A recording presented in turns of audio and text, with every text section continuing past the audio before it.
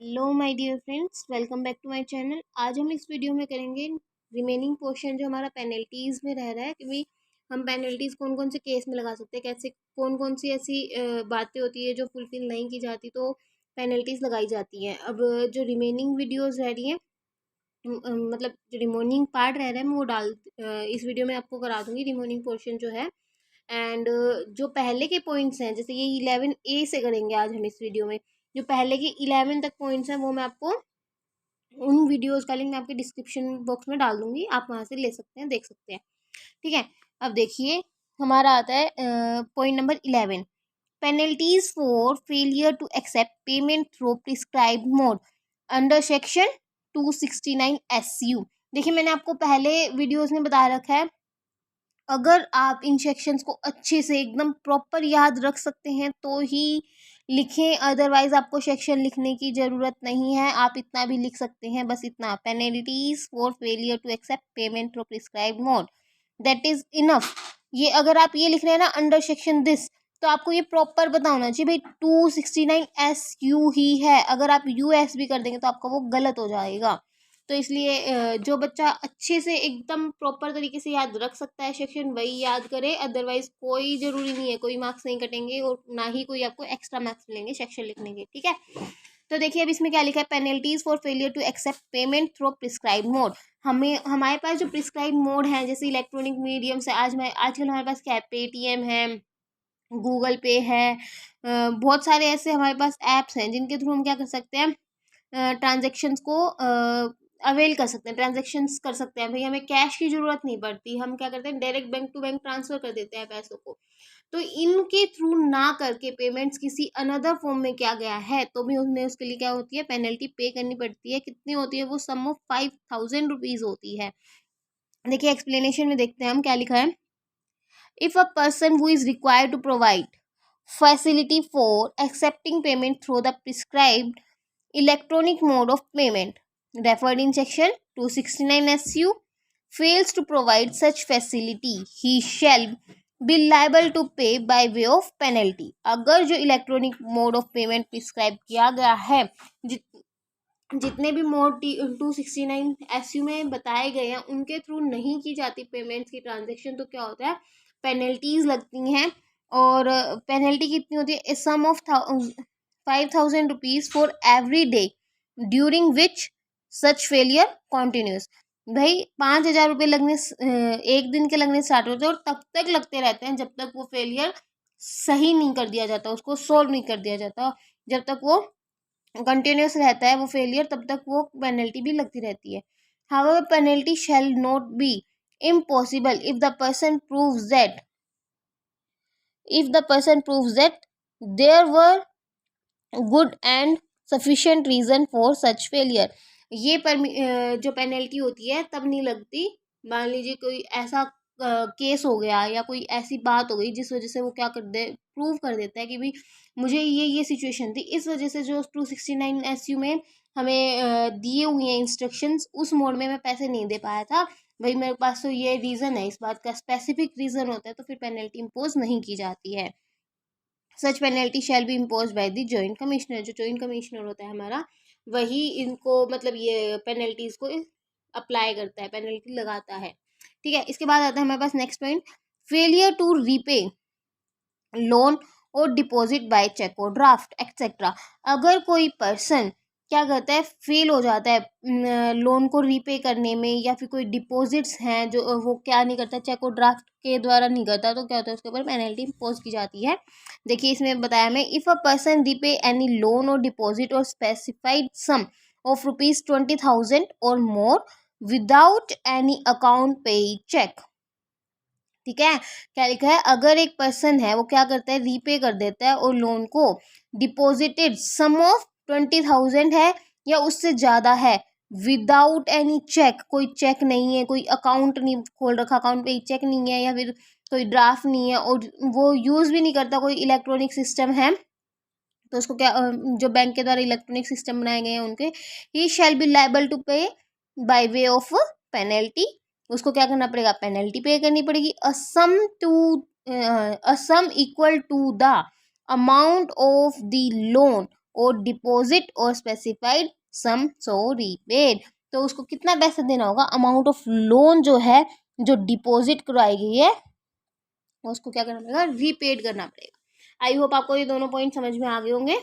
अब हम मूव करते हैं नेक्स्ट 13 नंबर पॉइंट पे, जो क्या है penalty for failure to furnish statement of financial transaction और रिपोर्टेबल अकाउंट्स। क्या लिखा है, अगर एक पर्सन है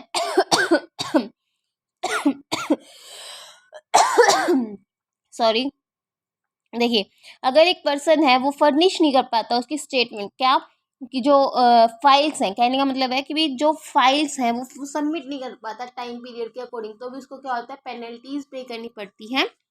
देखिए यहाँ पर लिखा है, if a person who is required to furnish statement regarding specified financial transactions fail to furnish such statement within the prescribed time, he shall be liable to pay penalty at the rate ₹500 for day during which the failure continuous. जब तक वो failure चलता रहता है ना उसको क्या करना पड़ता है, 500 रुपये पर डे के हिसाब से पे करने पड़ते हैं, जब तक वो फाइल अपनी क्या नहीं करा देता, डिपॉजिट नहीं करा देता या सबमिट नहीं करा देता। If a person fails to file the aforesaid statement after receiving a notice, मान लीजिए उसको घर पे नोटिस रिसीव हो जाता है, भाई आपकी फाइल्स हमें रिसीव नहीं हुई है, और वो उसके द्वारा सीन वगैरह कर लिया जाता है, उसको मिल जाता है, और उसके बाद भी वो नहीं कराता, तो वो क्या होती है, जो पेनल्टी की अमाउंट है वो इंक्रीज कर दी जाती है। तो फिर वो क्या हो जाती है, पेनल्टी अमाउंट ₹1000 ईच डे हो जाती है, जब तक वो फेलियर चलता रहता है। ठीक है, फर्निश इन अगर उसके अंदर कोई इनकरेक्ट स्टेटमेंट दी है, फाइनेंशियल स्टेटमेंट और रिपोर्टेबल अकाउंट, देन ₹50,000 उसके चार्ज किए जाते हैं। इसके बाद हमारे पास आता है नेक्स्ट, पेनल्टी कब लगती है, penalty for failure to furnish statement of TDS और TCS। यहाँ पर रिटर्न इसलिए लिखा है, जो रिटर्न्स फाइल की जाती हैं उनके लिए है ये, कि भी हम TDS और TCS की फाइल्स लगाते हैं। क्या होता है, TDS क्या होता है, tax deducted at source, and TCS tax collected at source, हमने पीछे भी ये पढ़ा था। ठीक है, अगर ये वो क्या करता है, भूल जाता है, उनमें गलतियां हो जाती है, कुछ मिस्टेक कर देता है। पहले एक हमारे पास पॉइंट आया था, फेलियर टू डिडक्ट TDS, है ना, तो वो उसमें क्या होता है, वो भूल जाता है TDS को कट करना, तो उसको पेनल्टी पे करनी पड़ती थी। अब हमारे पास आया फेलियर, उसके अंदर उससे कोई मिस्टेक हो जाती है TDS और TCS में, तो भी क्या होती है, पेनल्टी उसको पे करनी पड़ती है। ये पेनल्टी मिनिमम होती है ₹10,000 और मैक्सिमम ये ₹1,00,000 तक की हो सकती है। ठीक है, आई होप आपको ये तीनों चारों पॉइंट समझ में आ गए होंगे, 11th A, 12, 13, 14, 15। अगर कोई प्रॉब्लम आए तो आप मुझे बेझिझक कमेंट सेक्शन में आपको फटाफट बताना है, मैम ये वाला पॉइंट नहीं आया, मैं आपको तभी नेक्स्ट वीडियो अपलोड करूँगी और उसी टॉपिक के ऊपर करूँगी। ठीक है, और देखिए 16 पॉइंट नंबर क्या कहता है, penalty for furnish incorrect information in report और सर्टिफिकेट। मान लीजिए कोई बिजनेस है या कुछ भी है, उसके लिए हमने क्या किया, रिपोर्ट की है, मतलब कोई सर्टिफिकेट या कोई रिपोर्ट प्रिपेयर कराई गई है, और उसके अंदर आप क्या करते हैं कि भी कोई इनकरेक्ट इन्फॉर्मेशन आपने उसके अंदर डाल दी है, तो भी क्या होगा, हमें पेनल्टी लगती है। और पेनल्टी कैसे लगती है, 10,000 रुपीज एज अ फाइन को पे करने पड़ते हैं। Where the assessing officer of the commissioner appeal करता है कोर्ट में और प्रोसीडिंग करता है under this act, fine that an accountant और अ मर्चेंट बैंकर, क्या है, अकाउंटेंट, मर्चेंट बैंकर या registered valuer has furnished incorrect information in any report और या फिर in any certificate furnished under any provision of act, the rule made there under the assessing officer or the commissioner may direct that such person shall pay by way of penalty a sum of 10,000 rupees for each of such a report और certificate। मैंने आपको पहले भी बताया था कि भी आपको ना इतना बड़ा बड़ा लिखने की कोई जरूरत नहीं होती, आपको मेन चीज पता होनी चाहिए, भाई पेनल्टी कब पे हो, पेनल्टी कब हमें हमारे ऊपर लगती है, कितना चार्जेस है, बस हमें यही चीजें पता होनी चाहिए। हम उसको लिख तो अपनी सेंस में भी सकते हैं, एक सेंटेंस तो हम बना सकते हैं ना, प्लस ग्रेजुएशन कर रहे हैं हम तो ये हम इजीली कर सकते हैं। तो हमें क्या होना चाहिए, मेन चीज़ें पता होनी चाहिए, भाई पेनल्टी किस केस में लग रही है, कितने रुपए लग रही है और कैसे लग रही है, उसके अंदर क्या गलती है। हमें मान लीजिए हेडिंग याद है, तो हेडिंग को ही हम ब्रीफ मैनर में लिख सकते हैं, हमें पेनल्टी भी पता है 10,000 रुपीज़ लगेगी, फिर हम उसको ईजिली लिख सकते हैं ना। तो बस यही है, इसके अंदर कोई कुछ नहीं होता। नेक्स्ट आता है penalty for failure to answer question, sign statements, furnish information, returns और स्टेटमेंट, अलाउ इंस्पेक्शंस। अगर कहीं पर भी हम कुछ गलती कर रहे हैं कि भी पेनल्टी लगती है कि भी कोई क्वेश्चन पूछे जा रहे हैं आपसे, आप उनके सही आंसर नहीं दे रहे, या फिर कोई आपने साइन वगैरह की है, कोई स्टेटमेंट में गलती है, या फिर कोई ऐसी जो आपने वो फर्निश की है, इंफॉर्मेशंस आपने दी हैं वो गलत है, कोई आपने स्टेटमेंट दिया वो गलत साबित हो जाती है, तो भी हमारे पास क्या लगता है, पेनल्टी लगती है। और वो पेनल्टी क्या होती है, 100 रुपीज़ पर डे होती है। जब तक आप उसको अपने गुनाह को, ये नहीं कहते हम आपका गुनाह साबित कर कर ही रहेंगे, और जब तक आप अपना गुनाह साबित नहीं कर लेते, आपने गलती की है और आपको पता भी आपने गलती किया, लेकिन फिर भी आप उसको क्या होता है कई बार नहीं एक्सेप्ट करना चाहते, तो जब तक आप वो एक्सेप्ट नहीं कर लोगे ना, तब तक आपके 100 रुपीज़ पर डे लगते रहते हैं, और मैक्सिमम इसमें कितना होता है, 10,000 रुपीज़ की पेनल्टी हमारे ऊपर लग सकती है। ठीक है, इसके बाद हमारे पास इतना बड़ा पढ़ने की कोई ज़रूरत नहीं है, मोटा मोटा देखा हाँ भाई किस चीज़ में लग रही है, कितने रुपए पेनल्टी है, बस बात खत्म। लिख तो हम अपने आप ही सकते हैं, ग्रेजुएशन के बच्चे, इतना तो हमारे राइटिंग स्किल्स बेटर हो ही गए हैं। ये देखिए नेक्स्ट पॉइंट आता है हमारे पास, फेलियर टू फर्निश इंफॉर्मेशन। अगर कोई पर्सन है, कोई मैनेजर है, कोई भी है, वो क्या करता है, फेल हो जाता है फर्निश करने में इंफॉर्मेशन, तो क्या होगा, तो भी उसके ऊपर क्या लगेगी, पेनल्टी लगेगी। कितने रुपए, ये 1,000 रुपये तक एक्सटेंड हो 1,000 रुपये से भी ऊपर एक्सटेंड हो सकती है। अगर वो एक्सेप्ट नहीं करता, मान लीजिए वो नहीं, मैंने किया ही नहीं, मेरी गलती ही नहीं है, ऐसे करता रहे, तो वो 1,000 रुपये तक भी एक्सटेंड की जा सकती है उसकी रुपये, मतलब 1,000 रुपये की भी वो है, और उससे भी ज़्यादा अगर वो फेल हो रहा है फिर भी नहीं वो कर रहा है, तो 1,000 रुपये से भी ऊपर उसकी पेनल्टी को बढ़ाया जा सकता है। नेक्स्ट है फेलियर रिगार्डिंग TDS TCS, यही है, failure regarding tax deduction and tax collection account number. अभी देखिए हमने इसके 3 पॉइंट तो हमने इसी के पढ़ लिए कि वो डिडक्ट करना भूल जाता है, उसमें कोई मिस्टेक हो जाती है, और वो क्या, ये क्या है, फेलियर हो जाता है रिगार्डिंग अकाउंट नंबर, मतलब TDS और TCS का अकाउंट नंबर। अगर उसमें फेल हो जाता है कलेक्ट TDS टैक्स डिडक्शन या फिर टैक्स कलेक्शन अकाउंट नंबर है, तो भी क्या होता है, उसको पेनल्टी पे करनी पड़ती है, सम ऑफ ₹10,000। देन ये क्या है, पेनल्टी की रेट है। अब देखिए इसमें 20 है मैंने आपको 20 इसमें करा दिए भाई, पहले पार्ट 1, पार्ट 2 एंड पार्ट 3।